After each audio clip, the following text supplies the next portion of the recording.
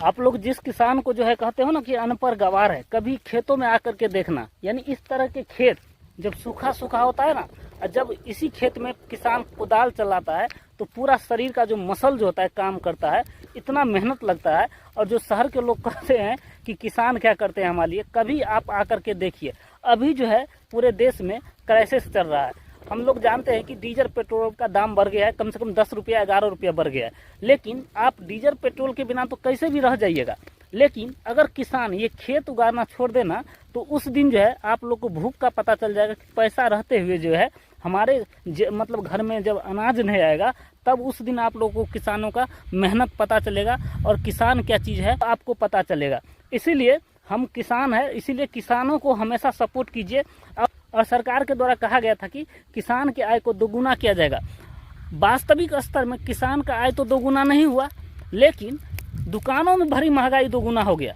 यानी किसान से अभी भी वही भाव में सामान जा रहा है यहाँ से, हालांकि वही सामान दुकान में जाकर के प्रोसेसिंग होकर के लोग ग्राहक को 2 गुना रुपया में दे रहे हैं, जबकि शहर के लोग उसे 2 गुना रुपया में खा रहे हैं। जबकि शहर के अनुसार जो है किसानों का आय 2 गुना हो चुका है, लेकिन वास्तविकता ये है कि किसानों का आय जो है 2 गुना हुआ ही नहीं है, क्योंकि किसानों से अभी भी वही भाव में जो है जो अनाज यहाँ से कच्चा अनाज लेकर के जाया जा रहा है, जबकि उसे जो है प्रोसेसिंग के बाद जो है किसानों का आय को 2 गुना किया जा रहा है। मतलब किसानों का आय को 2 गुना नहीं किया जा रहा है, यानी जो वहाँ पे एक्सपोर्टर है वो वहाँ पर जा करके उसे जो है 2 गुना करके एक्सपोर्ट कर रहे हैं अपने माल को।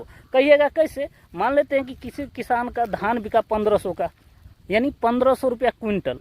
तो अगर वही चावल जब हम लोग को मिलता है 40 रुपया में, 35 रुपया में, तो किसान के कम से कम किसान के हाथ से जो है या धान यहाँ से जो निकलता है 25 रुपया पर केजी, यानी 2500 का क्विंटल कम से कम निकलना चाहिए, ताकि यहाँ से ट्रांसपोर्ट खर्चा पर केजी पर 1 रुपया जोड़ दीजिए।